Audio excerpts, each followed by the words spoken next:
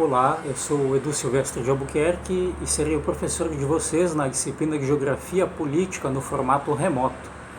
Esperamos que seja a última, né? Desejando que esse quadro aí dramático, né, em razão do Covid, possa se normalizar. Bom, convido a todos a abrirem o plano de curso para que possam acompanhar comigo, né, como está estruturada a disciplina.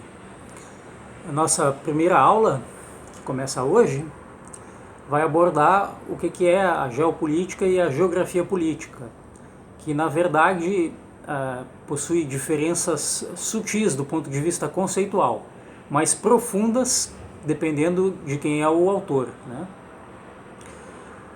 Com o advento da geografia crítica, falar em geopolítica clássica começou a pegar mal dentro da geografia. Assumimos um viés mais ideológico, né? Ou no mínimo desconstrucionista, né? Então nós queremos desconstruir, né, todas as relações de poder, sempre em nome de utopias, né? Como se fosse possível uma sociedade sem poder, ou então outras formas, né, de representação social, onde o poder fosse mais democrático, né? Embora essas experiências sejam de difícil efetivação, né, como tem provado aí a falência de diversos países que experimentaram o caminho do socialismo, né, nesses 90 anos aí de experiências socialistas, né, até mais, né. Então nós temos esse olhar negativo da geografia crítica em relação à geopolítica clássica. Nós vamos desmistificar isso, né, demonstrando que mesmo regimes socialistas também possuem a sua geopolítica. E mesmo quem tem um pensamento de esquerda pode ter um pensamento geopolítico. Na sequência, né, nós vamos ver em especial as leis de crescimento dos estados, leis tendenciais, né, não são leis equivalentes à lei da gravidade, por exemplo, não tem essa universalidade, mas há uma tendência na sociedade de ela, olhando o seu território, a sua geografia física, a sua localização, né, se próxima dos mares ou afastado, se próxima das faixas de clima temperado ou tropical. Então tudo isso vai condicionar as geopolíticas, né, e as políticas de desenvolvimento desses países. Então nós vamos ver isso, né, através das leis de crescimento dos estados, né, de Friedrich Ratzel, e afastar o mito de que ele foi um determinista. Esse é um tema recorrente na geografia e advém de quem nunca leu Ratzel. E é o que mais temos dentro da geografia, são professores que nunca leram Ratzel, até pela dificuldade, né, de traduzir do alemão, de um alemão que não se fala mais, nem se escreve na própria Alemanha, né? Então essa dificuldade. Então nós sempre exploramos Ratzel a partir da crítica dos franceses, que nunca gostaram do que os alemães produziram, né? Mas os franceses são tão imperialistas quanto os alemães ao longo da sua história. E, no entanto, isso não impede de que nós valorizemos os autores franceses. Mas para Ratzel parece que isso não vale, né? Então nós vamos desmistificar isso, a determinação. Ele fala em múltiplas determinações, né? Aqui eu vou dar alguns exemplos para nós, né? É possível a gente viver sem alimento? É possível viver sem água, sem oxigênio? Então, se eu falar que o homem é determinado pelo oxigênio, determinado pelo alimento, determinado pela água, eu não estou mentindo, né? Claro que nós podemos diversificar as fontes de alimentos, as fontes de água, né? Mas isso não quer dizer que nós nos libertemos por completo dessas necessidades da natureza. Então é isso que Ratzel está dizendo, né? Nada além disso, do óbvio. Só que hoje a gente precisa de novo ensinar que a grama é verde, né? Porque nós nos esquecemos disso. A nossa ênfase em seguir os filósofos iluministas foi tamanha que nós achamos que as ideias são totalmente livres, né? E até podem ser, mas a sua efetivação ou concretização esbarra em em circunstâncias concretas, né? No nosso caso da geopolítica, esbarra na geografia física. Bom, na aula do dia 22 nós vamos ver o principal antagonismo geopolítico que é entre o mar e a terra, entre o poder naval e o poder terrestre. Então vamos ver a teoria de Mackinder representando o poder terrestre, a teoria de Mahan exemplificando o poder naval. E vamos ver também como isso é aplicado, né, na emergência, principalmente do poder anglo-americano, que é um poder estritamente naval ainda hoje. No dia 24/6 nós vamos ver que a geopolítica ela também pode ser aplicada em países periféricos e que talvez tenham até uma política antissistêmica que questione a hegemonia americana de mundo, né? Então a geopolítica eurasiana de Alexander Dugin é um exemplo. Dugin não tem esse poder todo que muitos imaginam sobre as políticas de Vladimir Putin na Rússia, mas ele espelha, né, um sentimento russo, né, muito forte, de autonomia e expansionista. Né? E vamos ver também uma teoria para o Brasil de geopolítica feita por um marxista, né, o André Roberto Martim, com a sua teoria meridionalista. No dia 29/6 vamos entrar na geografia política propriamente dita através de Michel Foucault. Embora não seja um geógrafo, o que ele tem escrito serve bem, né, sobre a sociedade disciplinar, serve bem para entendermos hoje também as relações de poder no espaço.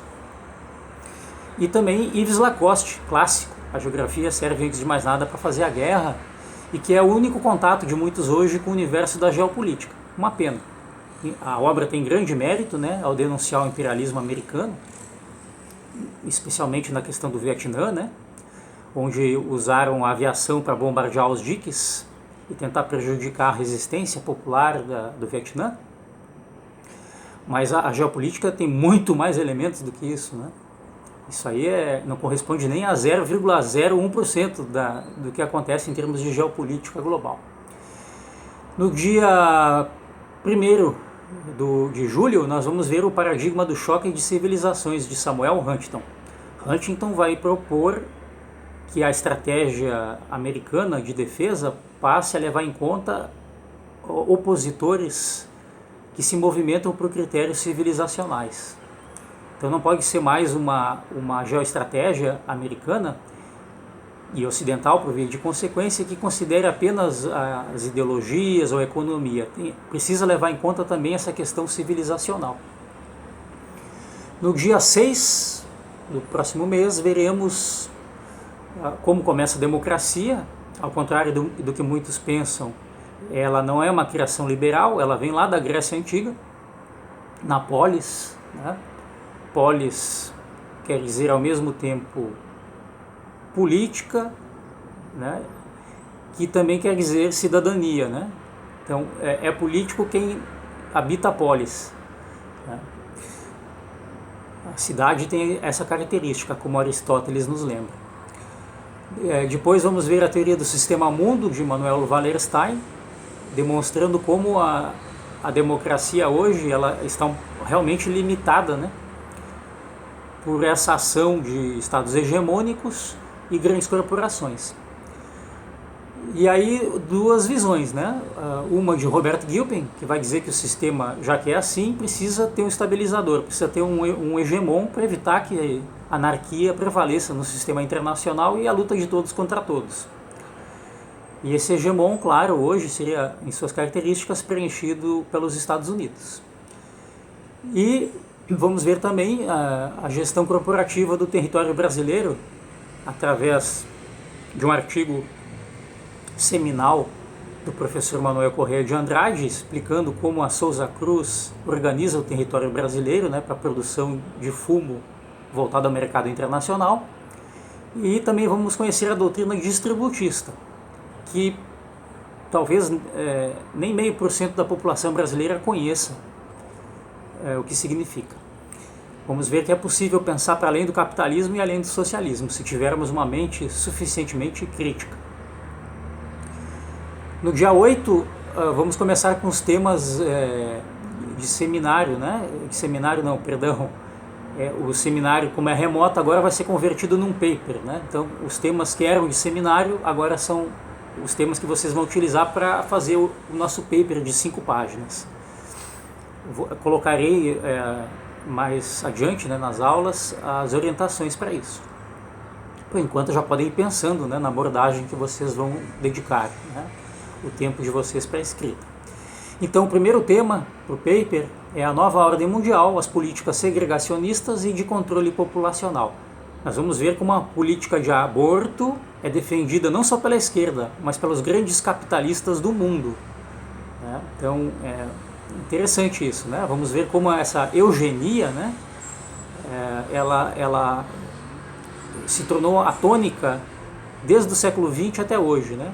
O nazismo implementou uma eugenia pela eliminação física, o Brasil não deixou de fazer uma eugenia pela miscigenação, e hoje nós temos a prática do aborto também como um mecanismo de eugenia.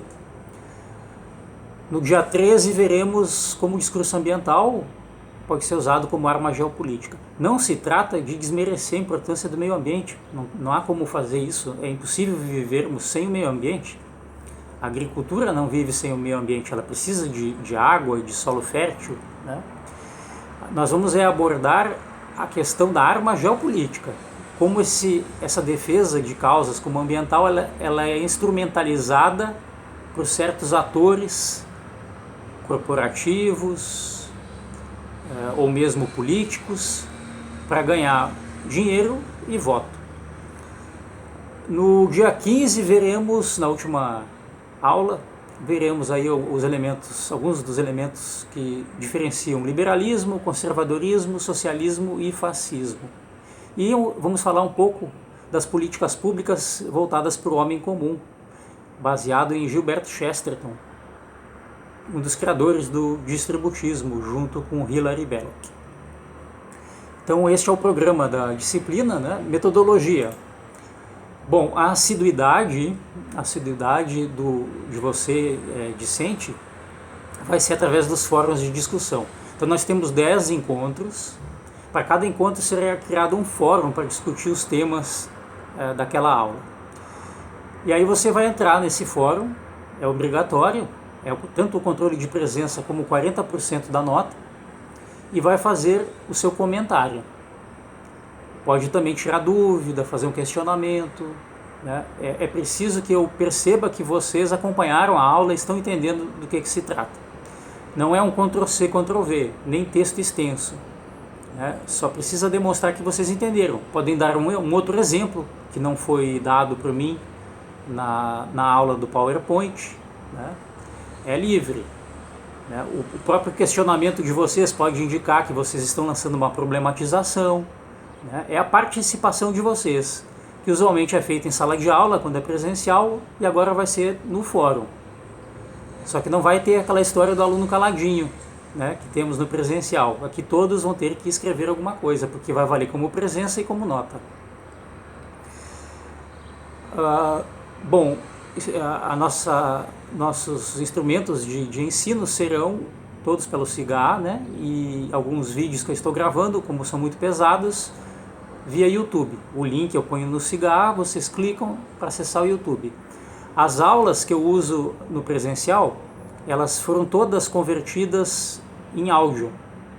Então você estará sempre com cada aula no PowerPoint, tendo no slide um ícone de som. É só ativar que você vai ver o meu comentário sobre aquele slide.